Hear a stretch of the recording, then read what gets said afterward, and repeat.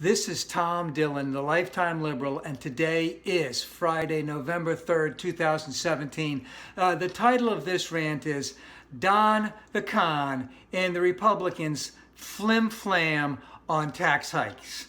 Now, in 1966, there was a movie with George C. Scott called The Flim-Flam Man. Now, if you liked him in Patton, you'll love him in this movie. But getting back to the thing, the tax bill that they brought out yesterday is a sham. It sucks, it blows, it's voodoo economics, because for the last 4 decades, the Republican GOP mantra has been that tax cuts pay for themselves and that they will have tremendous job growth, etc., etc. And you have to cut taxes to the rich because they're the job creators. And of course, my point is this has never happened. It has been proven time and time again. Let's just take a quick look at something here.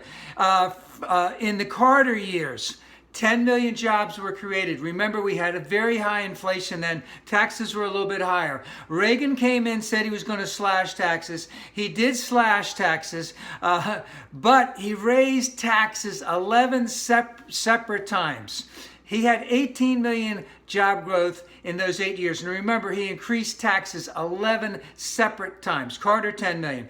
George Bush, the daddy, less than 2 million. And remember, he said, read my lips, no new taxes. And he increased taxes.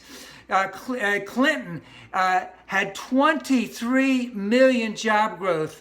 And Al Gore had to go out onto the Senate floor to cast the deciding votes, where the Republicans were screaming bloody murder. It was the end of the country if we raise taxes again. 23 million jobs were created.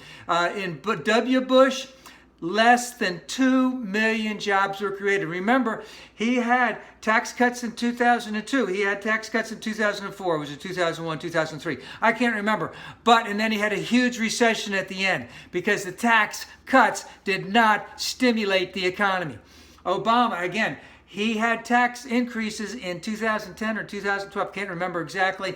10 plus million job growth. Remember, he started out with almost a $2 million job deficit when he came in right at the tail end of that recession through George Bush. And of course, the Instigator of Hate, it's just a continuation of the Obama policies. So why are we having tax cuts now? We have huge budget deficits, and we have large numbers of people, by well over 2/3, indicate that they want us to tax the rich and to tax large corporations. And the reason is, this is all the Republicans have. They are a one-trick pony. Now, I have a novel idea. Why don't you double the size of the IRS? It's just a regular civilian agency. It's not that much. You can get it by cutting out a lot of stuff out of defense. And they will get more than the return for that investment. That just have them go after the corporations that aren't paying and going after some of the wealthy.